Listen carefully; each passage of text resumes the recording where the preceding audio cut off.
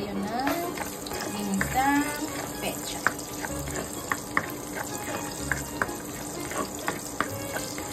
Ayan, sabay lang tayo ng garlic.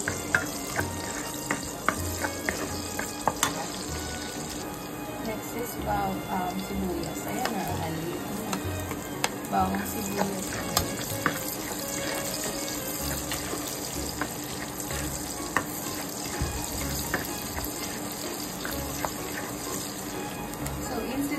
Pork or beef. Ito or beef ang ating isasayo, guys.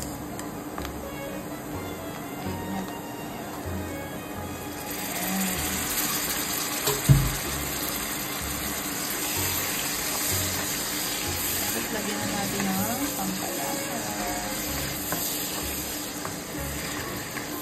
So, lagyan na natin ng pampalasa.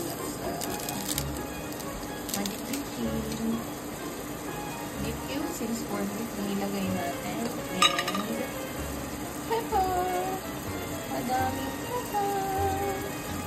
Kasi mahilig ako sa pepper. Ang asin. That's it. And then, lagyan natin ng water in the cube. Pakuluan natin. Lagyan na natin si pechay. Lagyan na natin ng tubig, guys. Lagyan na natin yung pechay. Bali, dalawa to.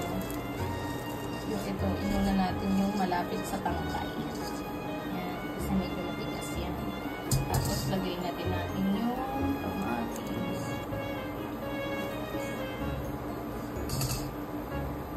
So, update, guys. Ayan.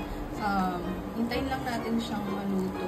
Maluto yung mga kamatis. Yan. And then, lalagay na natin yung last na yung mismong dako na ng pechay. Okay? Thank you. So, ito na guys yung ating pechay.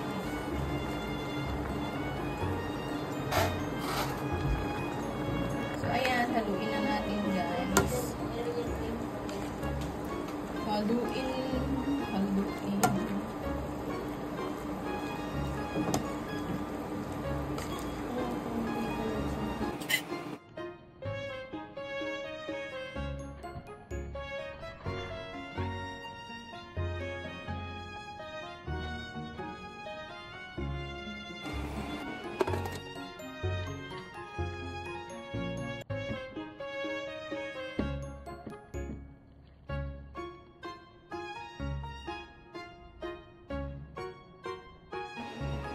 So, ayan guys, luto na yung ating ginisang pechay.